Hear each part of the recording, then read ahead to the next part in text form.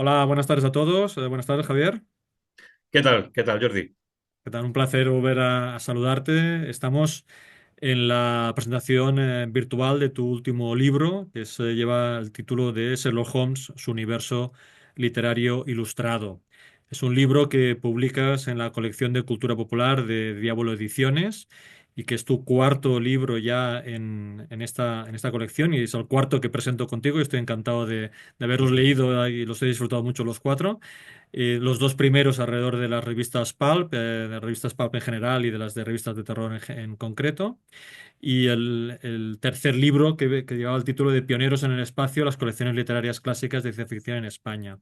Aquí das un salto completamente de tema, de género.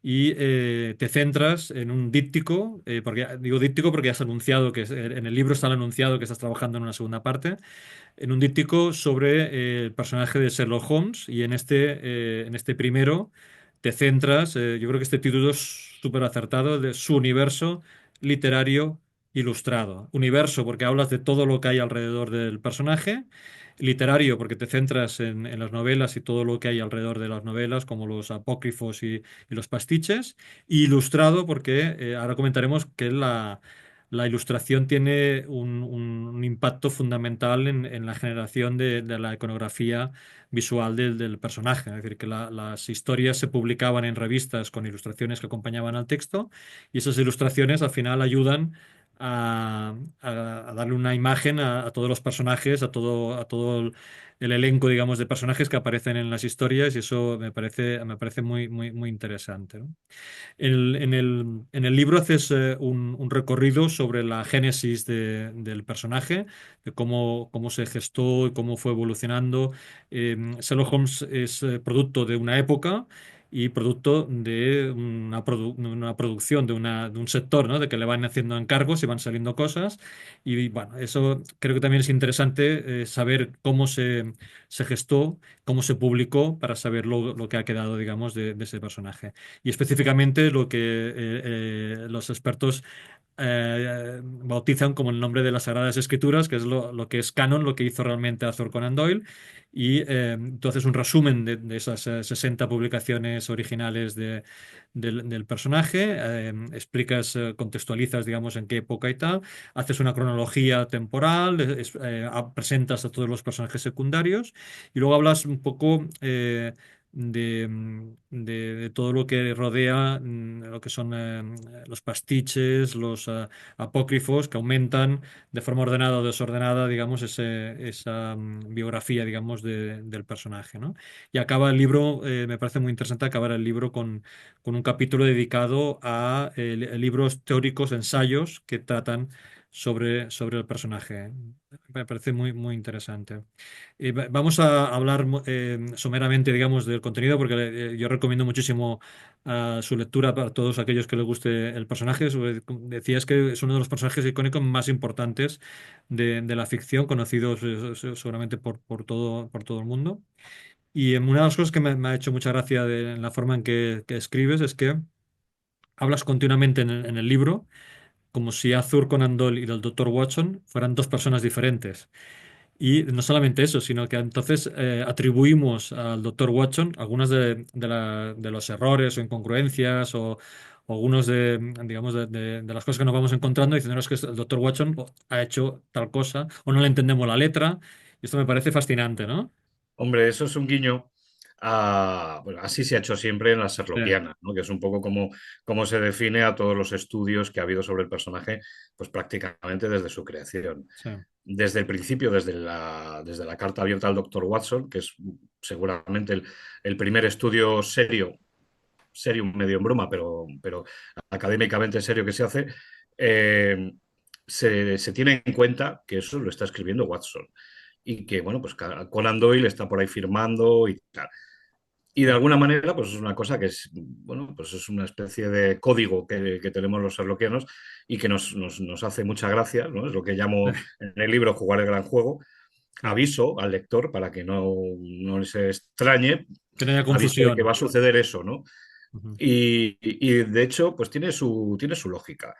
Porque, bueno, también comento, por ejemplo, que Conan Doyle llega a odiar en un momento dado llega a odiar al personaje, llega a estar hasta las narices.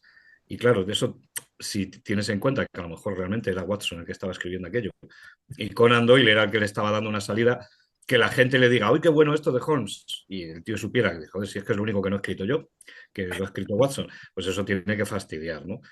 Y de alguna manera, cuando te propones bucear en el universo de Holmes, la manera adecuada de hacerlo es tratándole como un personaje de ficción, no, de ficción real, Sí, no de ficción, y por lo tanto, si Holmes era real, pues Watson también lo era, y por lo tanto sus crónicas son verídicas, no son veraces.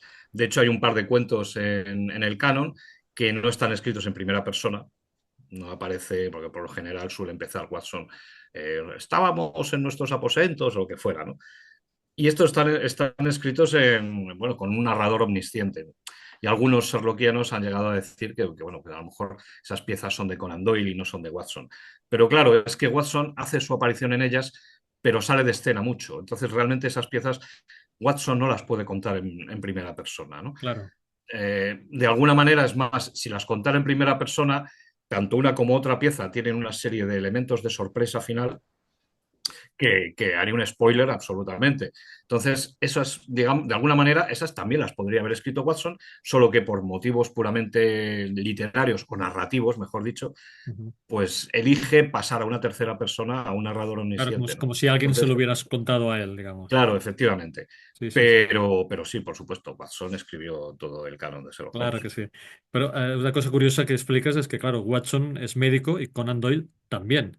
También era Los dos médico, son también era médicos. médico. Entonces, una de las cosas que dices también es que a los dos no les gustaba nada las matemáticas ni los números y eso podría explicar algunas incongruencias con las fechas, por ejemplo. A ver, el libro, ten en cuenta que es un libro de carácter general Sí, que por un lado intenta ir destinado al serloquiano muy cafetero, pero también al novato que no sabe nada. Entonces, claro. cuando arrancas con un libro así, tienes que tomar esa decisión. ¿Esto va para los muy cafeteros o para los novatos? Y yo, por lo general, y en mis libros anteriores he hecho una cosa similar, voy por la calle de en medio Sí, e intento hacer una obra que valga para los que saben mucho como para los que se quieren iniciar en eso, ¿no? sí, sí, sí. Soy Entonces, consciente porque yo me considero de los novatos, digamos, porque aquí yo pensaba que sabía mucho y he descubierto que no sabía nada. Entonces, claro, ¿qué pasa? Que una de las cosas que tienes que dejar de manifiesto es el problema de la datación. Por un lado, el propio Conan Doyle o el propio Watson, sea quien fuera, se lía en en las mismas fechas que él pone en las narraciones, aunque lo haga de manera explícita, cuando empiezas a casar, ahí, por ejemplo, en el Valle del Terror, o hay una serie de fechas que dices, esto no puede ser. O sea, no es ya que estés intentando casarlo con el resto de la cronología, que también entra en contradicción. Es que en una misma historia él se contradice. O sea, él Sí, tiene un problema con las fechas. sí. Bueno, Hay un eso, problema ahí. eso es más grave, digamos, eso es más Hay grave. un problema ahí. Y ese Sí. problema, claro, ha dado pie a innumerables artículos. Bueno, Porque lo que sí que es cierto es que la gracia, digamos, del personaje es que tiene una cronología y eso quiere decir que lo que sucede en un momento afecta a lo que pasará después, ¿no? Y como se publicaron en orden diferente, esas incongruencias pueden dar pie a ese hay debate. muchas cronologías, Jordi. Yo, pues bueno, pues he optado por una. Sí, Pero claro, el serloquiano muy cafetero, pues cuando la lea, pues habrá una serie de cosas que le gustarán y otras que dirá, pues mira, aquí yo creo que no. Es ya. decir, hay tantos estudios serloquianos como cronologías. De hecho, Sí, sí, sí, sí, sí. los Bueno, primeros estudios de serloquiana, cuando todavía no estaba el canon entero publicado, ya incluyen cronologías. O sea, que es una cosa tan antigua como la propia serloquiana. Pues bueno, la mía es una más. La mía es una claro, más. A mí me claro, sí, gusta sí. pensar que es la buena, pero claro. Claro, pero bueno, volviendo a esta idea que decías de también escribir para los novatos, ¿no? Que son personas que se acercan al personaje y descubren que algunas de las cosas que asociamos de forma habitual a Sherlock Holmes en realidad no son de Sherlock Holmes, ¿no? Como puede ser el elemental Doctor Watson, Elemental. que De ha hecho, quedado el ya elemental Doctor Watson, o que mi querido Watson, eso lo digo, yo creo que en el primer capítulo empiezo totalmente, sí, sí. diciendo, Esto esto no lo dijo Sherlock lo Holmes. dijo nunca. Efectivamente. De hecho, Y, claro, eso los muy cafeteros sí lo saben, obviamente, ¿no? claro, sí, sí, sí, claro, Lo claro. que pasa es que es la típica cosa que Bueno, lo que pasa es que como incluso a se un repite sherlockiano muy continuamente en las cafetero le películas, en las gusta leerlo, ¿no? series. Le gusta que, claro, la persona que ha hecho el estudio diga, ojo, que es total. Entonces, y el que es novato, pues dice, anda, pues mira, ¿no? Una de las cosas que llama la atención precisamente es cuando pues, se mete uno en la misma Wikipedia y empieza a leer una serie de cosas, bueno, el 70% de las cuales son falsas. Eso pasa. Sí, sí. Porque, claro, hay un pastiche, estudio pastiche, la mayoría de la gente lo considera pastiche. Yo lo he metido en los estudios, en el último capítulo Claro. del libro, porque básicamente es una cronología seminovelada, pero no muy novelada. O sea, si, no sé si has leído el Sherlock Holmes de Baker Street de Baring Gould, pero la capacidad narrativa de ese señor le acerca más al ensayo que lo que es a una historia, a un pastiche narrativo. Ya, Entonces este hombre, pues claro, pues da una serie de datos y toma una serie de decisiones bueno, pues no es tan mal, es muy ambicioso, porque claro, el hombre intenta abarcar toda la saga, rellenar todos los huecos, explicar todos los casos mencionados pero no contados, es muy ambicioso. Pero es tan ambicioso, pues que muchas de esas veces sus propuestas están un poco con alfileres, ¿no? Entonces, lo que no puedes hacer es todo lo que ha puesto ese señor, decir que eso es absolutamente veraz, porque no es canónico, o sea, eso no es canon. claro. Sí, sí, sí. Bueno, tú, una cosa curiosa es que explicas en el segundo capítulo que de las 60 historias de Sherlock Holmes se pueden citar a partir de cuatro letras Sí. en inglés. Entonces utilizas ese recurso. Bueno, primero explicas las 60, Aviso, pues aviso al explicando. lector, claro, porque Sí, sí, esa es otra de las características comunes de la serloquiana. Ahí el muy cafetero no verá nada nuevo, pero dirá, pues mira, pone las habituales, y el novato pues aprende que claro. efectivamente cada una de las 60 historias canónicas tiene un código de 4 letras Sí, que estableció en los años 40 el estudioso J. Finlay Christ, y que aunque sea ruso o rumano o griego, escribas en cirílico o lo que sea, lo pone. O sea, sí, sí, sí. todos los serloquianos o holmesianos del Sí, que mundo es el acrónimo usan esas del siglas. título en inglés y eso te Efectivamente, permite, están sacadas de título en inglés. con lo cual Por te ejemplo, permite tener una el hombre del conversación labio más. torcido es Twist.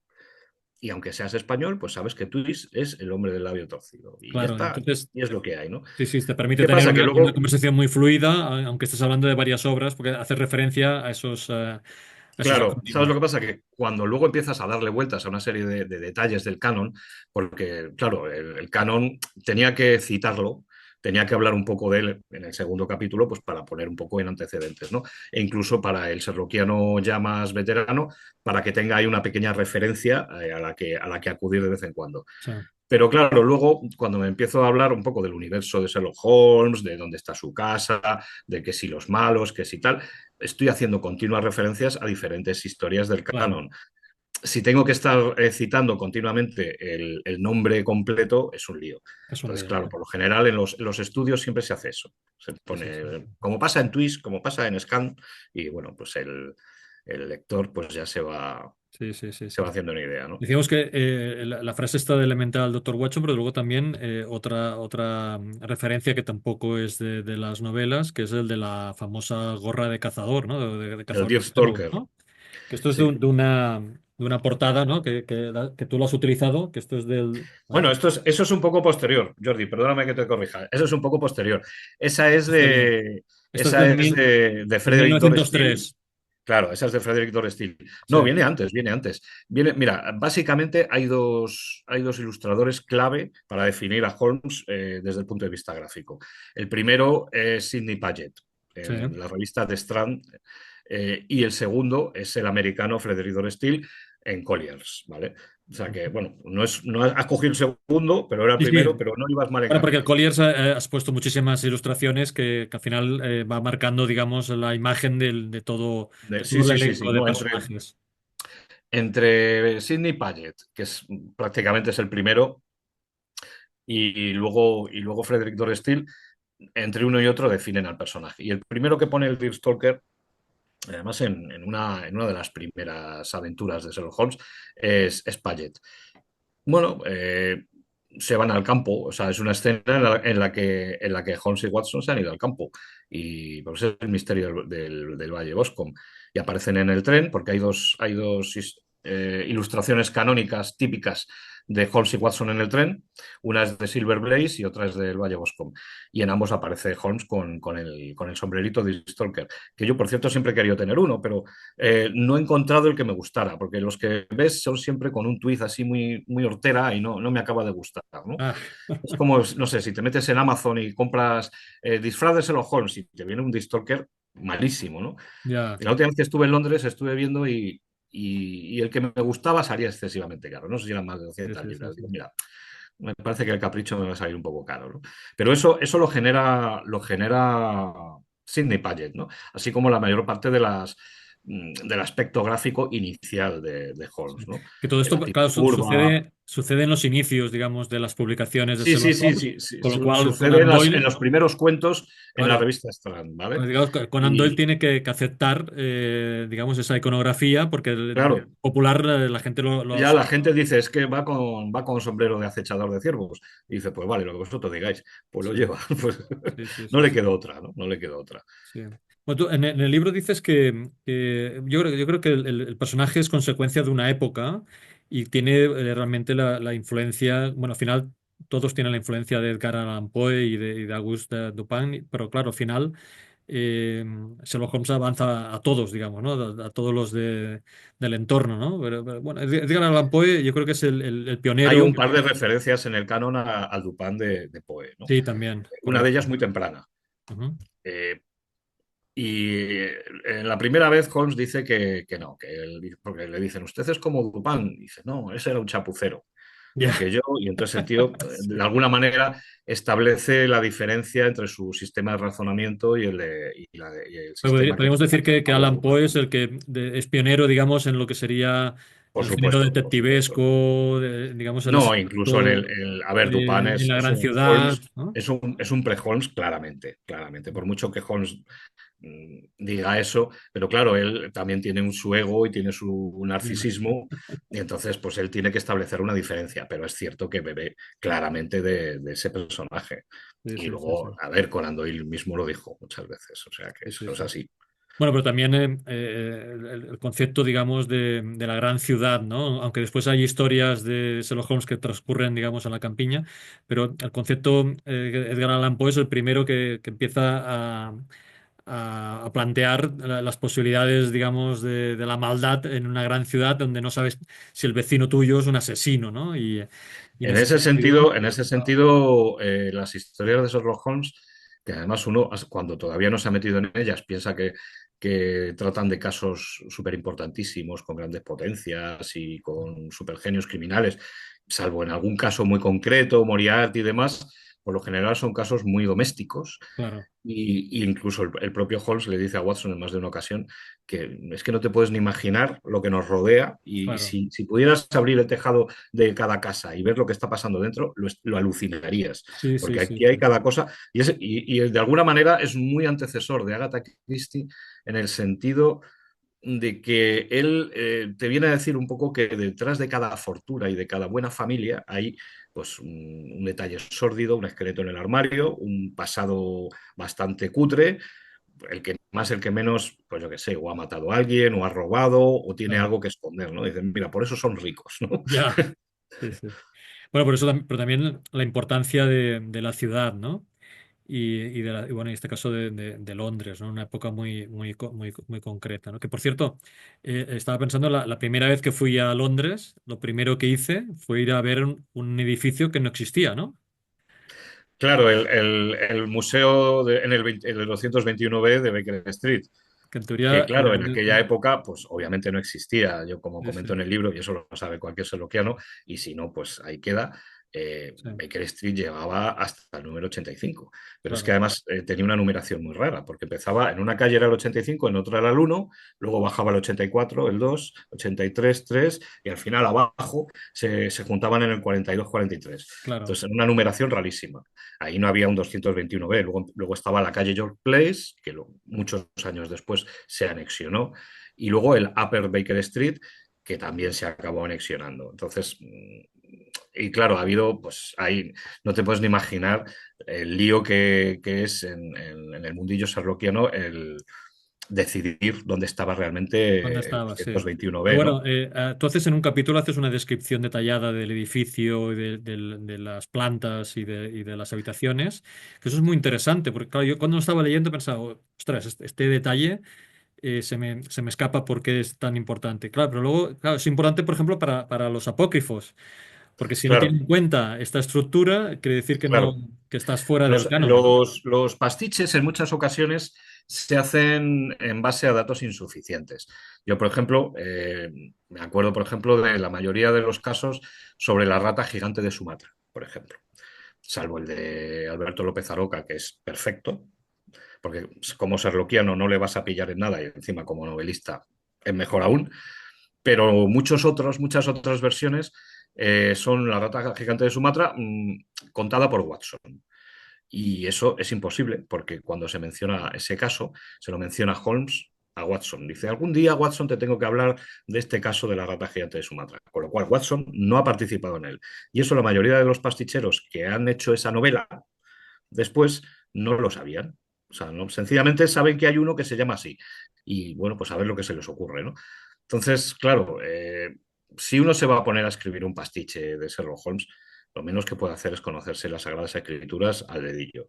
Ya, Y el tema de la casa, pues bueno, yo es que claro, yo he proyectado edificios durante 30 años y entonces no lo puedo evitar. claro. Es una cuestión de profesionalidad. Cuando te hablan de... Claro, por un lado tienes el enigma de dónde estaba el 221B. Y una vez que más o menos estableces dónde puede estar, dices, bueno, ¿y cómo era? ¿No? Y Claro. ya te digo, hay planos de la casa de Sherlock Holmes, pues por lo menos debe haber como 20 o 30. Claro.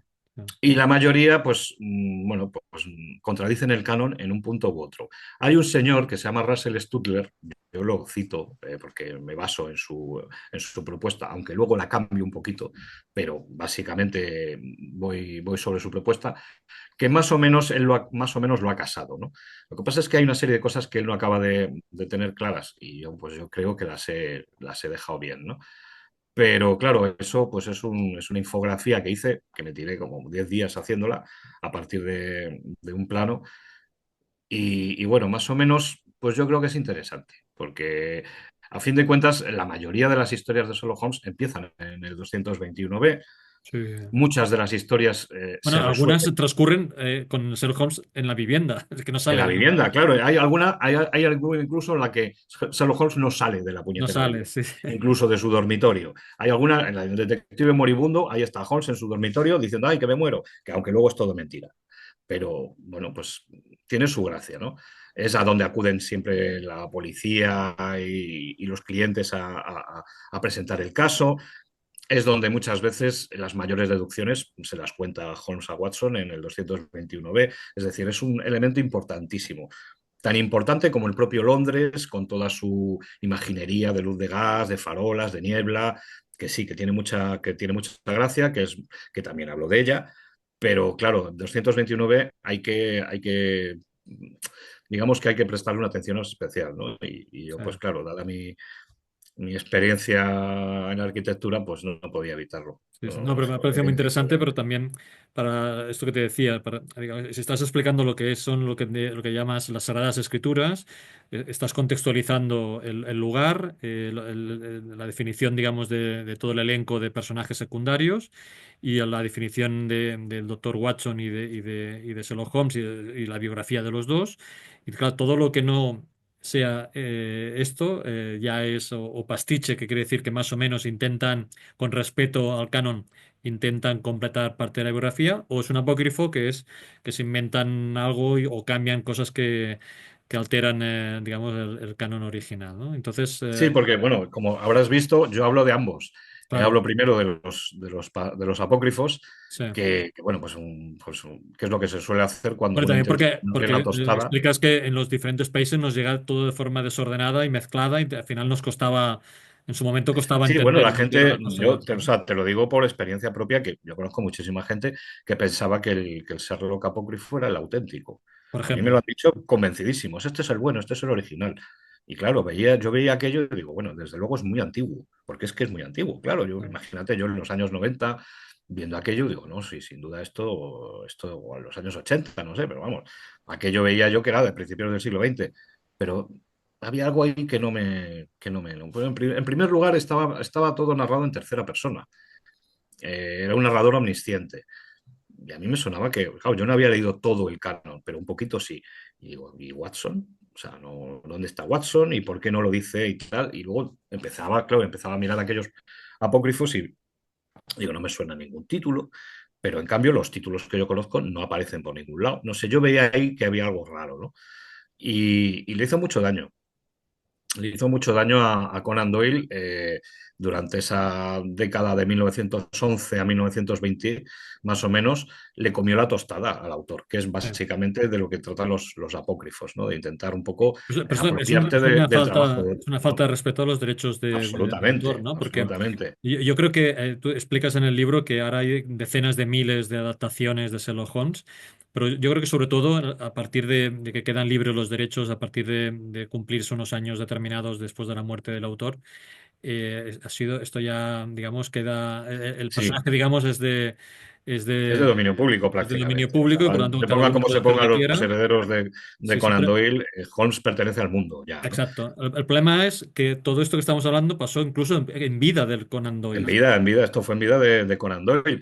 El que primero intentó paliar un poco el tema era el editor alemán que había comprado los derechos de Conan Doyle para Alemania.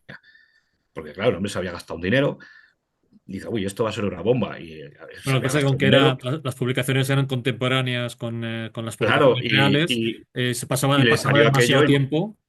Imagínate, ¿no? O sea, tú Sí, sí. estás editando el Holmes verdadero por habiendo pagado una buena cantidad y a un traductor y tal, y te empieza a salir aquello, y incluso aquello, esos apócrifos resulta que empiezan a ser más populares. Pues claro, pues Sí.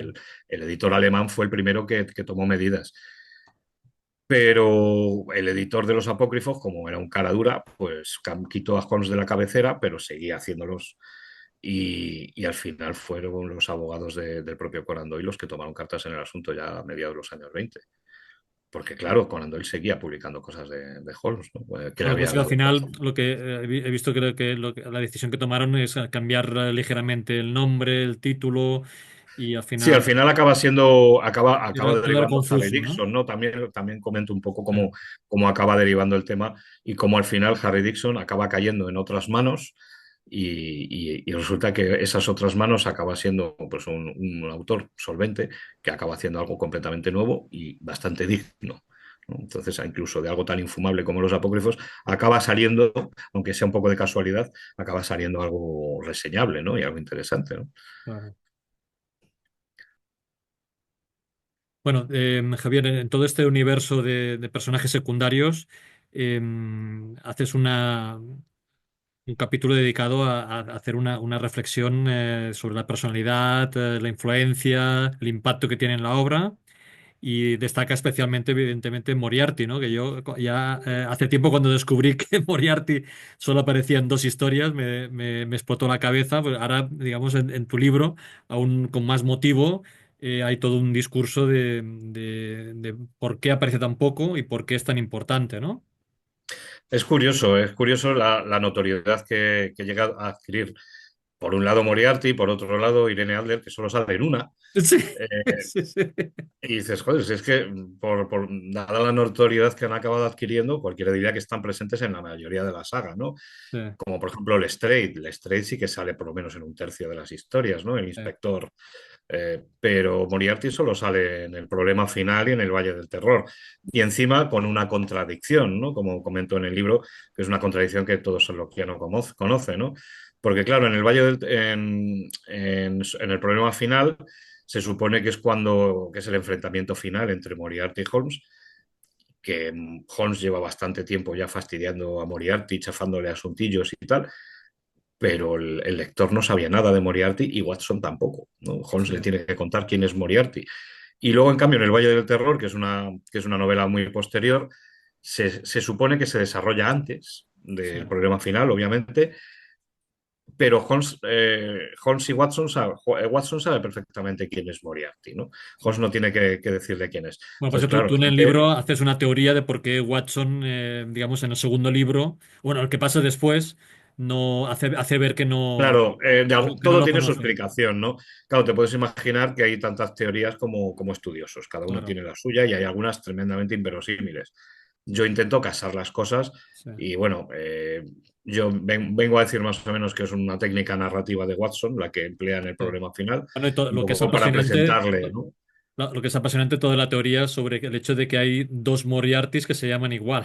Eso Sí, bueno, claro, claro. Es que mucha gente dice, no, es que el otro realmente no es en 1893 o 94, sino, o sea, 10 años después, ¿no? O sea, no es en Pero, el o sea, 84, sino en el 94 para o el en que el no nos 89. siga, no nos esté siguiendo la conversación, digamos, hay dos hermanos que tienen el mismo nombre y no se sabe si ese es un nombre o es un apellido, es algo o un nombre que viene de la La familia. famosa teoría de los tres hermanos James, Sí, porque hay un tercer porque hermano hay que es un tercero que ferroviario no que sé, no se llega a pero saber su nombre de pila, exacto, el tercero pero no hay se quien sabe. dice, es que también se llamaba James, ¿no? Sí, sí. Bueno, pues vale, pues también puede ser que James fuera su segundo nombre, ¿no? Como yo apunto, ¿no? Que a lo mejor Yo a puede veces ser me que, imagino a Conan Doyle riéndose desde allí, ¿no? Diciendo, madre mía, la que estáis liando. claro, pero la gracia es eso, ¿no? Que a ver, todas esas incongruencias hay que intentar sacarles punta y darles una explicación. Y eso es lo que se conoce como jugar el gran juego.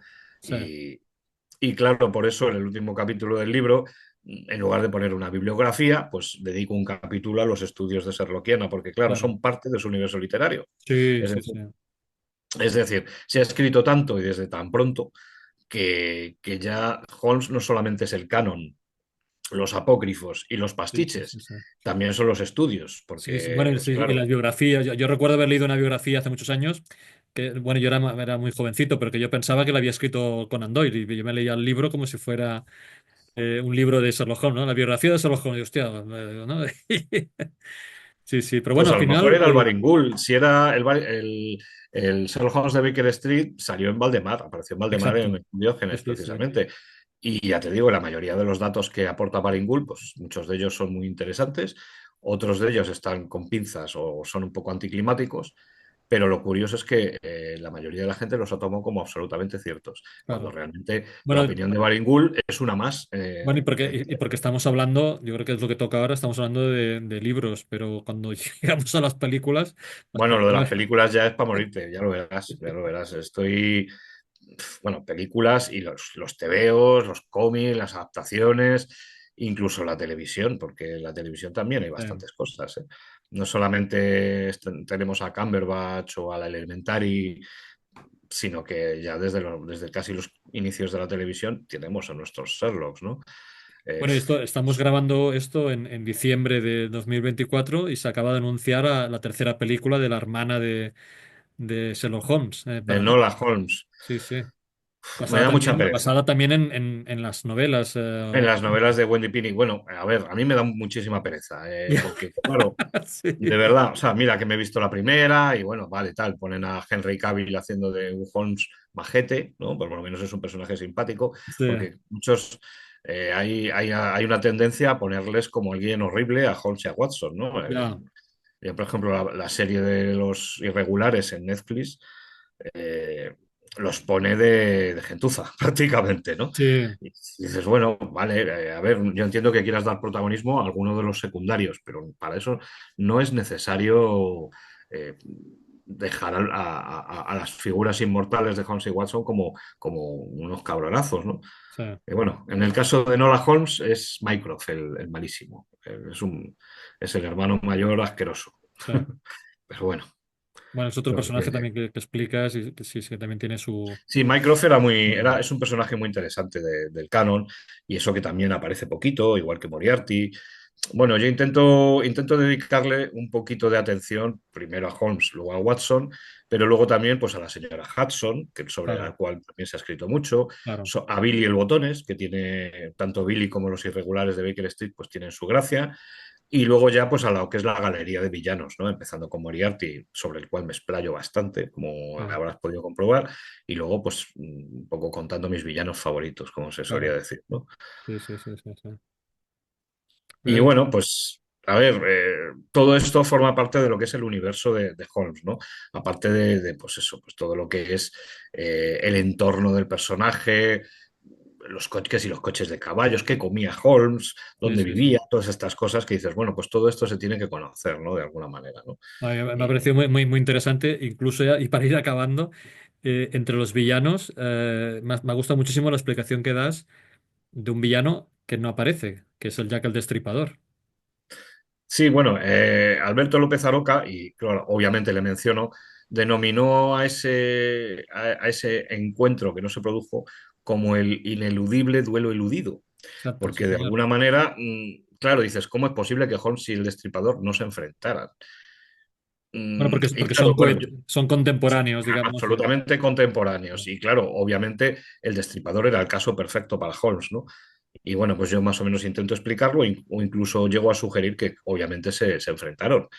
Pero otra cosa es que Watson lo contara, porque a lo mejor el tema era demasiado escandaloso y obviamente no podía Bueno, contarlo, ¿no? ahí es donde viene bien el hecho de utilizar el Conan Doyle y el Watson Claro, para claro. referirnos Ten en cuenta que a nuestros Watson, héroes. que bien lo comentábamos antes, no está hablando de todos los casos, ni de los casos más importantes, ni de Sí, los más dramáticos o épicos, sino sencillamente los que le hacen más gracia sí. o los que de alguna manera tienen algún detallito que demostró hasta qué punto era listo Holmes, Bueno, pero o él mismo, ¿eh? Es decir, que también o él él mismo. queda bien también, en las historias Pero en queda muchas bien. ocasiones te está diciendo que hay una serie de cosas que él no va a poder contar. El famoso caso de tal o de Pascual dice, bueno, es que esto es demasiado escandaloso. O el otro que dice, bueno, a Sí. lo mejor algún día lo puedo contar. Entonces, lo que deja claro es que él te está contando un poco como un 10% de los casos de Sherlock Sí, sí, Holmes. sí. Bueno, y de hecho tú en el Y libro hay una parte importante que lo dedicas a lo que llamas el hiato de 3 años, sí, y en luego que a no hay, a hay los 3 años casos en que no hay mencionados, nada. pero no contados. Él durante todo el canon, cada dos, como en prácticamente todas las historias, al principio menciona siempre una o dos. O, bueno, sí, esto pasó antes del asunto de los documentos tal, Sí, y más o menos mientras estaba pasando lo de la señorita no sé cuántos. Entonces, exacto. claro, hay un montón de casos que dices, ¿y esto cómo sería, no? Están como interconectados. Efectivamente. Entonces, claro, muchos de esos casos pues él los menciona, pero no llega a hablar sobre ellos. Y claro, en muchos casos seguramente es porque no tenía autoridad, no resultaba discreto hablar de según qué cosas. Y obviamente el caso de Jack el Destripador era una de ellas. Imagínate que como tal como se comenta en From Hell de Alan Moore, y Alan Moore no fue el primero que propuso esa tesis del doctor Gould y tal, Ujú. imagínate que era el médico de la reina el que estaba intentando cargarse a todas esas señoras que conocían el secreto de que el príncipe de Gales había dejado embarazada a una de ellas. Eh, pues claro, eso no se podría decir, eso no se podría decir. Incluso muerta la reina Victoria o incluso con un cambio de rey y tal, tampoco se Sí. podía decir. O sea, no. Bueno, el hecho de que Conan Doyle fuera médico, a lo mejor sí que él sabía más de, ¿no? La que había, se ve, A ¿no? ver, Sabe que al puede. respecto de la relación con el Destripador y Holmes, pues claro, imagínate lo que se habrá escrito. Se ha escrito que Holmes era el Destripador, que Watson era el Destripador, Ya, que Conan Doyle era el Destripador, todo el mundo era el Destripador.